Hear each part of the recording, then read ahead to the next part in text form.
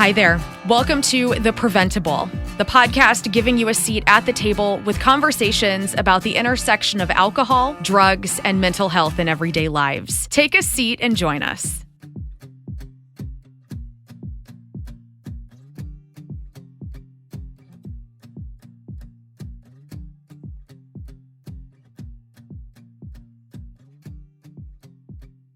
Welcome to The Preventable. As I know I've said multiple times, but I'm never going to stop saying it, at least until they kick us out.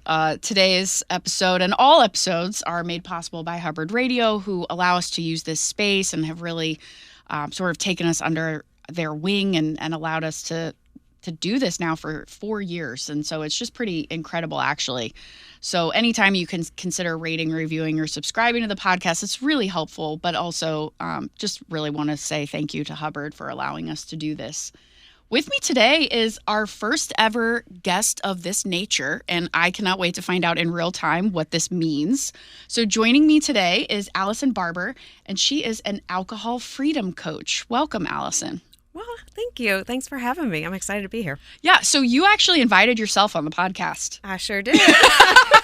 And as we were just talking about before, it's like, hey, shoot your shot, right? You never know. Hey, you don't know if you don't ask. So thank you for asking. Really appreciate that. It's always cool when we have somebody that's like, hey, can I be on the pod? And it's like, yeah, cool. Like the more the merrier.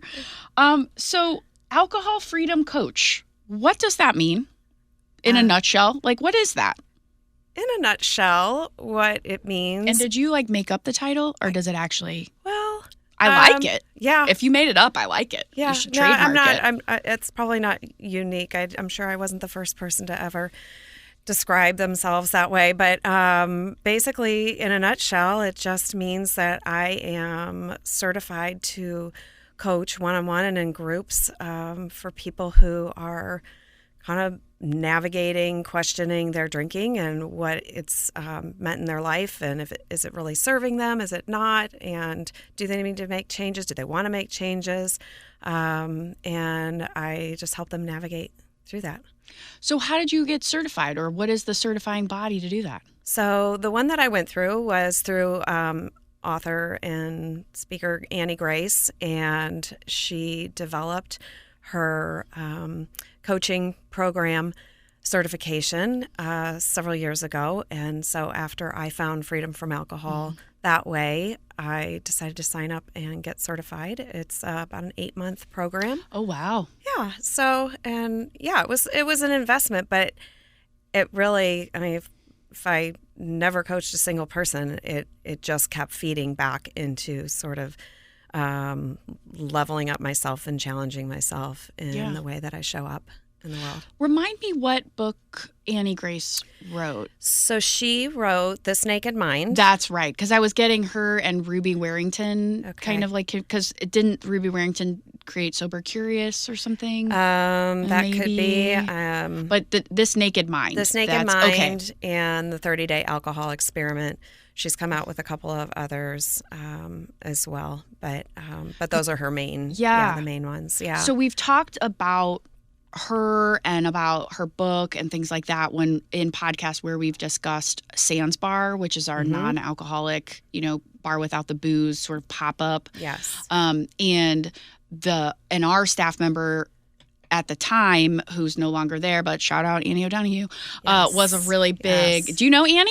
Yeah, I met her at one of those pop-ups. Okay. Yeah, which is how I came to know you all. Okay. There. Awesome. Yep. Yes. So Annie was a huge fan of, all of the books that we just mentioned. And I know that, that was a big inspiration to her. So so you've been to it. Which Sans Bar did you go to? I went to the one at the Juice Bar. Oh, Hello on Juice. Manchester. Thank you. Yes. Were you potting plants, or was it we had a Valentine speed dating one? No, I think it was the flowers. The plants. Yeah, okay. the plants. All right. Very cool. So is it a requirement to get certified? Is it a requirement for certification to be free from alcohol as you describe it? Or could me, if I'm a social drinker, could I get that certification or not really? I would imagine that different certification programs might have different requirements. hers specifically is, kind of being alcohol free. Okay. Is that sort of. So how did you get here?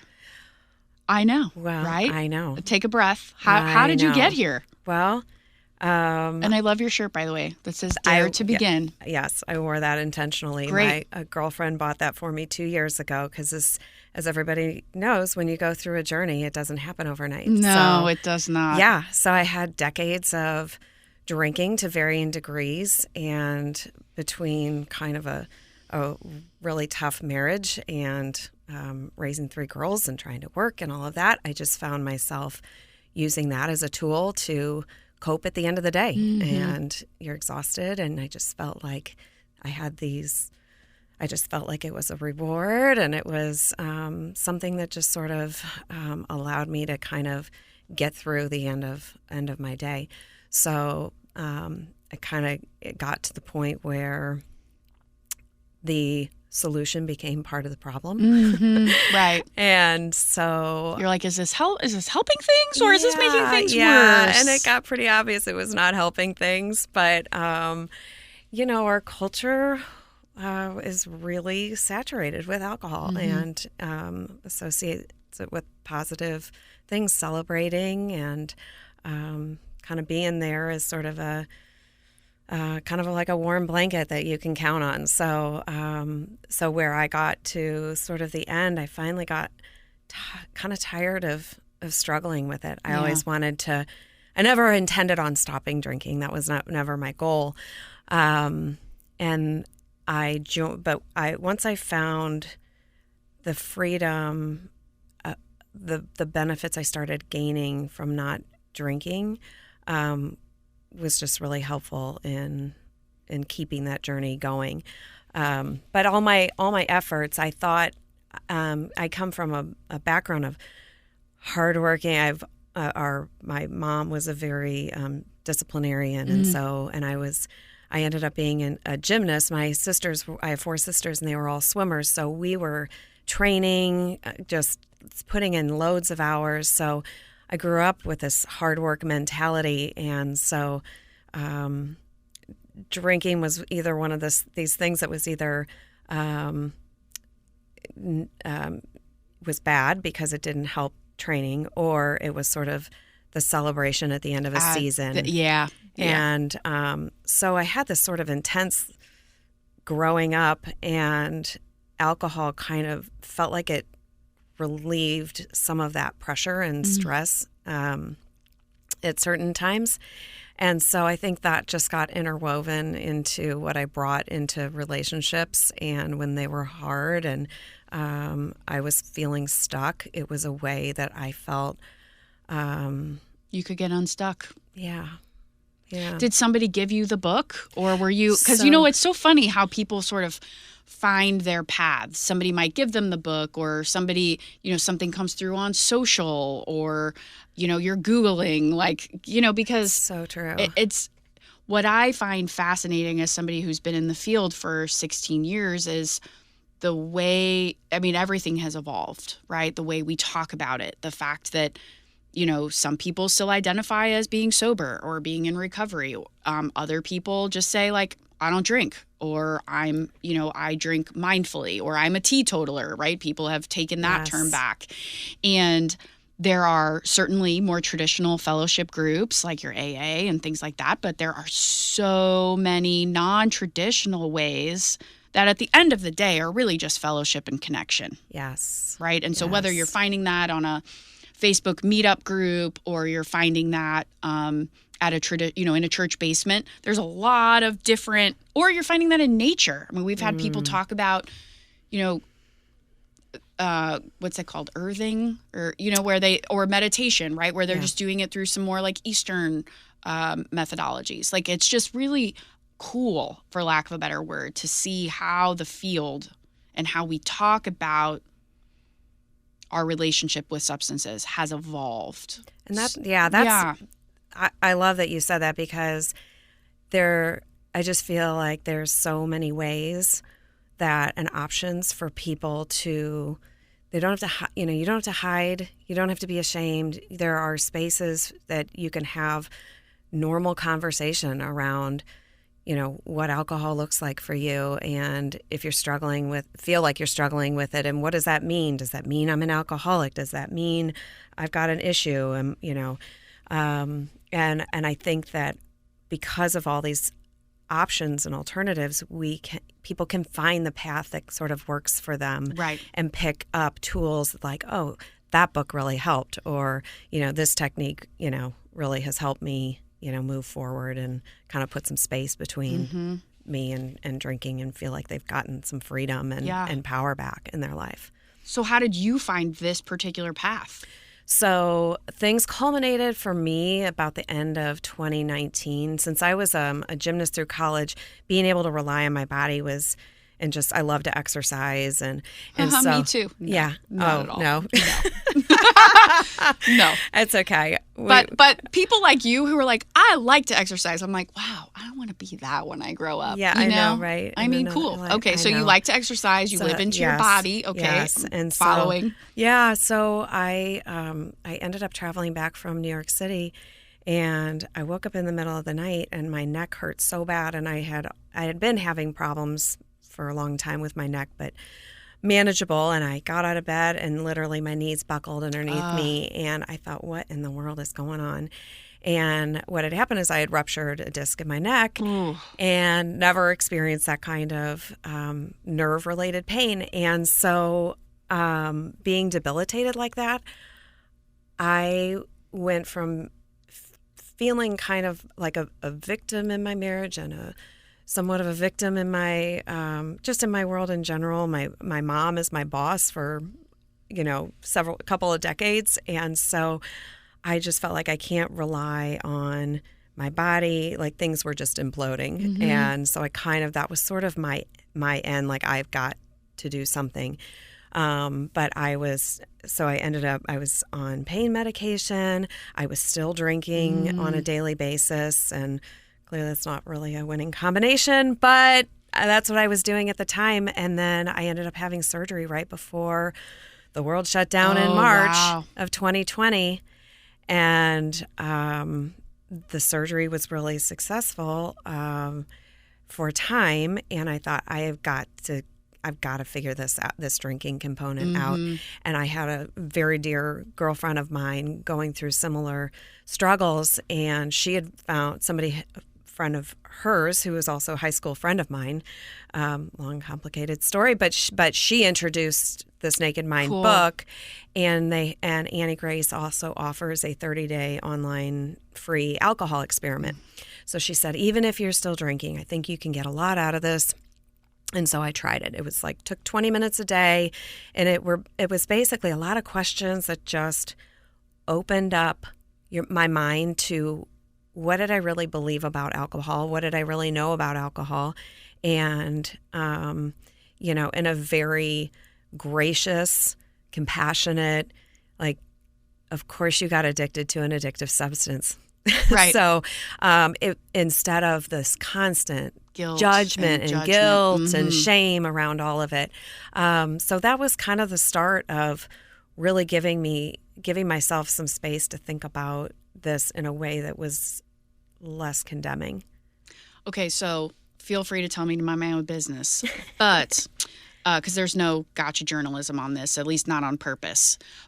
But at Prevent+Ed, we care so much about young people, and I'm curious how you have talked to your children about your evolving relationship with alcohol, but also as still a kid, how do you talk to your mom about maybe your new relationship with alcohol, and maybe setting some new boundaries as we're beginning in this new journey? Right. Those are both. Again, you can tell me to mind my own business, but we care a lot about how can parents have conversations with their kids, not saying, well, I did this, so don't follow in my footsteps, because kids are okay, that happened to you, that's not happening to me. Right. But then also how, as we get older, can we express ourselves and our wants and our needs to our parents, but also so we can set a good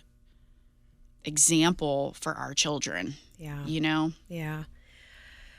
Yeah, and those are very complicated and tricky No kidding. relationships to navigate when it comes to alcohol. I'll start with my girls. That's probably the easier one, because both my ex-husband and I were big drinkers. Was very well known, and my kids were well aware of that. So when I stopped drinking, and they just started seeing changes in my lifestyle and just my confidence level. I think we just kind of had some natural conversations. Right now I have just my soon-to-be 17-year-old living with me half the time. And so sometimes, I'll just say, did you guys end up drinking? Did you end up drinking? Or, and it would go on.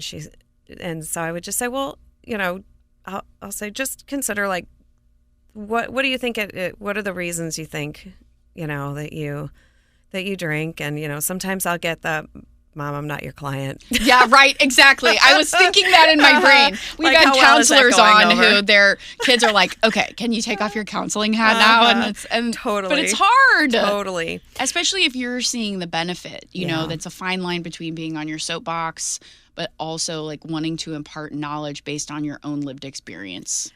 And I think that's it, is them just watching. Almost like through osmosis. Just watching the new choices, because my life, at least in the evening, looks a lot different.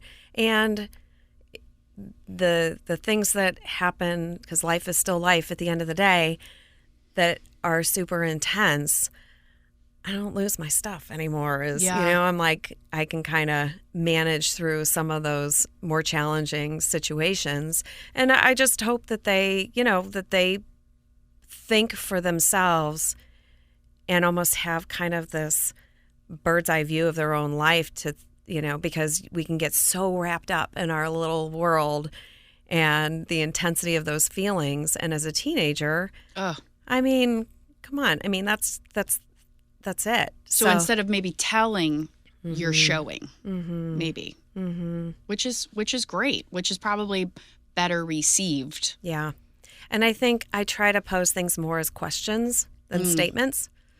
Did you learn that in your coaching? Perhaps. My friend always goes, I wonder. I'm just curious. I'm like, oh my gosh, I know exactly what you're doing. I know where you're going. I see you. Right. Yeah. And then with my mom, because we used to be, I laugh because my mom she'll always be my mom. She's been my boss for 24 years. She's my neighbor. She lives 5 houses away. She was my happy hour buddy. She was my babysitter. So, we have done life together. And sometimes I like to I describe alcohol as sort of I describe it as the third wheel in our marriage, in my marriage, but also with my relationship with my mom. And I think sometimes for a while it does seem to have this illusion of bringing us closer together, or bonding, or either commiserating together or celebrating together. Right. And of course that, requires alcohol. And so we had our shared Chardonnay for years and years and years. Yeah. And so while she's at 86, who's still working, bless her heart, I'm just so proud of her. It's also been a little tricky. The time that we spend together looks a little different. But I also feel like I can show up more authentically, and also I can hold my tongue better than after I've been drinking. Oh, that's it's like, true. What did I say? And, how did I offend her? When you don't mean to say some things that you might say otherwise. So I would say that, that's just sort of an evolving thing with her. And a lot of times when we talk to kids, they'll say, well, I choose not to do this, but my parents do. And how do I talk to them to try to get them to not do it? And it's like, you can't. Just like you can't make your kids do something, you can't make your parents do something, or your partner, or your best friend. I mean, they have to want it. Yeah. And that is so hard. I mean, that's hard for me as a 43-year-old woman to know that, like, I can't make people change. Yeah. They have to want it. It has to be self-generated. And even if I think that they would benefit from this change, whatever it is, at the end of the day, like, it's not about me. You know, it's really hard. It's hard. Yeah, there was this concept, and it's not much different than being maybe some codependence, but it's this idea of over responsibility and where Are you like in the depths of my psyche right now, Allison? Yes, right. I'm not responsible for you, Nichole. Right. But where we love people, Yeah. our closest people, and we see them going in a direction that seems like could be preventable, or there's other better options. We can't do another person's work. We can't want it for them. And it is really hard to sit along the sidelines and just watch and hope and pray that, you know, things are going to be different. But for years, I felt over responsible for my then husband, and I would try to make up for things like if he had forgotten to lock doors or close garage doors or whatever, I would try to gently remind him. And it's like, you know what? I need to do, and I can only control. Yeah. So what that over responsible sounds a lot better than codependent or enabling, because those terms really have fallen out of favor. Yeah. And people are like that, you know, that we really need to move away from something. I personally like the term overly responsible because it puts it on me. It's not saying you're making me be like, because with codependent, it's like, it implies that you're doing something wrong that then I'm having to like swoop in and like try to fix it. But overly responsible is like, that's on me. Yeah. Like, that is totally on me. Yeah. I don't need to be doing that. I'm putting that on myself.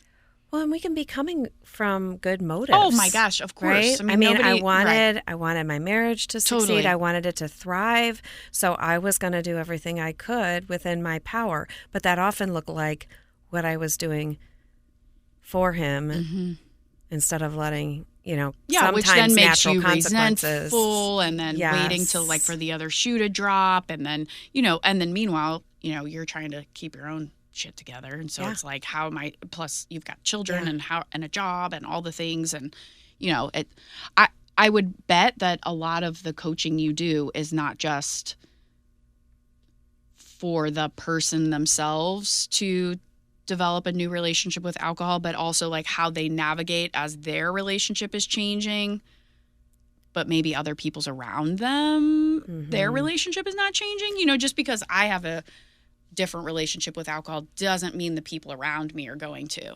Right. So I would imagine that's where some of your coaching comes in. Yeah. I mean, if we change a major thing in our life, it's going to have an impact on other people around us. And some people are maybe are resistant to what that looks like. But usually that's, I know I can speak for myself when someone would, you know, say, "Oh no, I'm not having a drink tonight." I'd be like, "Are you kidding me? What's wrong with you? Yeah, what's the matter? Are you pregnant? Yeah, right? Are you sure? Are you sure?" Right. Yeah. Because that meant you were going to be boring, or you weren't going to have as much fun, and those were the beliefs I held. So a big part of Annie Grace's work is this sort of second order change. So I might have wanted to get my alcohol in control and reduced. Really, it was thinking about, why am I drinking in the first place? So now that I don't believe it's a reward, I don't feel like it's necessary for celebrating. You know, I saw evidence of it, you know, and it was like, oh, actually I can remember a lot more this way. I can actually focus on the person and find out what's going on in their world and remember it the next day. But once those beliefs changed, like getting to the root of things. I mean, we can trim back a tree all we want, but, at the end of the day, those branches are still probably going to, grow. Yep. And so for me, that was a huge turning point of change your thinking, change your subconscious.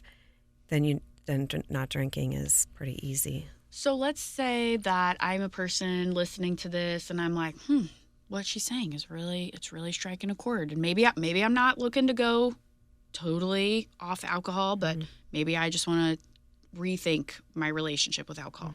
So I'm assuming you have social handles or a website, and then what happens if, like, when somebody calls you, like, walk us through how they find you and then the process, at least like the initial process. The initial process, you can find me. My website is theinsideoutfreedom.com or AllisonBarberCoach.com.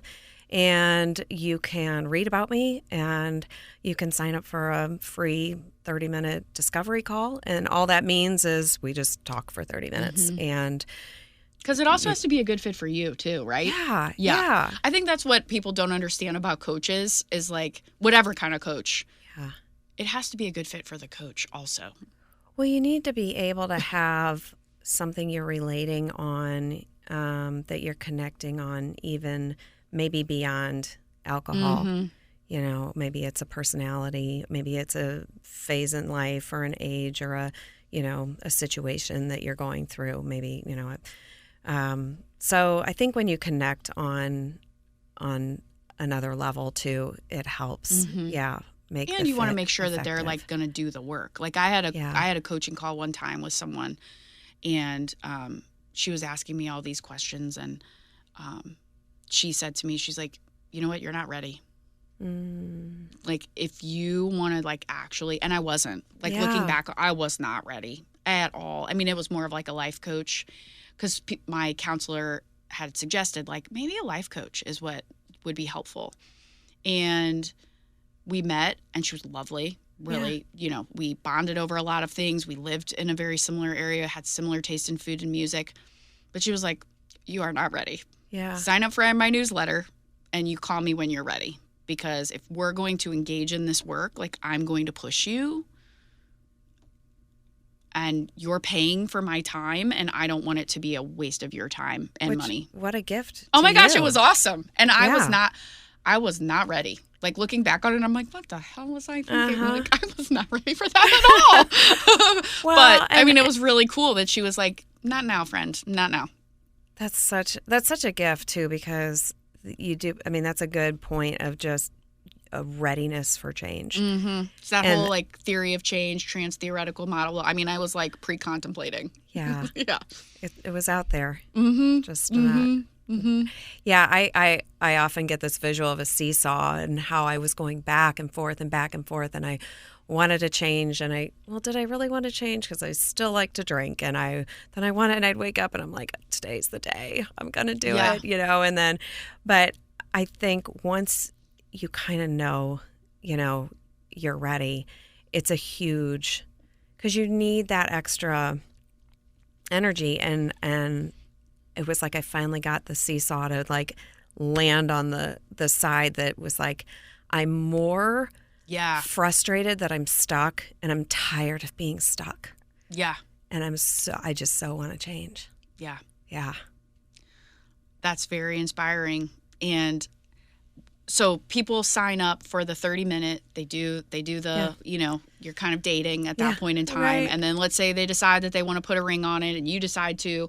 So then how long are sessions? Like, do you tailor them? Do you go through the book together? Like, how does that work? Do they have to read the book before they come? No. And I, and I'm early on in this coaching gig. What I like to do is hear from them where they feel like they're stuck, where they would like to be, and try to figure out where the conversation can go with coaching to get them sort of unstuck and start moving in another direction. So the sessions they're a 12 session package. Cool. And generally speaking, yeah. But nothing's written in stone. But that generally and it doesn't have to look like, usually it's every week for probably the first 8 weeks. And then usually clients are making progress, they're seeing progress. And so then we'll stretch out the last, few weeks so that they can, there's just more things to talk about at that point. Yeah. Mm-hmm. So that's usually how it goes. But I mean, it really is driven by, what the client needs and just being a really good listener. Are you liking this? I love it. Okay. I feel like it's just you kind of light up when you specifically talk about this thing that you're doing right now. Yeah. Because I'm sure it feeds you. Yeah, it totally feeds me. It feels like I can give back. Mm-hmm. Mm-hmm. Yeah, it's been life-giving. And you're now giving life and extending life to other people. Yeah. Seeing people, if I post on my Facebook page and stuff or my Instagram, I've had so many people come back that have literally, like I am now, just in tears, because you just never know the impact you're going to have. You never do. Thank you so much for being here. Say your websites one more time. Okay. theinsideoutfreedom.com, AllisonBarberCoach.com, if that's easier to remember. And then social media, Inside Out Freedom, and Instagram, same thing. So I'm really grateful for you reaching out, Thank shooting you. your shot, and saying, I want to be on. You are officially our first alcohol freedom coach on here. I love it. So thank you very much for doing that. Thanks for all you do. If you want more with Allison, please consider rating, reviewing, and subscribing to The Preventable. Thank you. Thank you. Thanks for joining us at The Preventable, brought to you ad-free by Prevent+Ed. Prevent+Ed works to reduce or prevent the harms of alcohol and other drug use through education, intervention, and advocacy. Please visit their website at prevented.org. Like what you heard? Rate, review, and subscribe to stay up to date with what we are serving on The Preventable.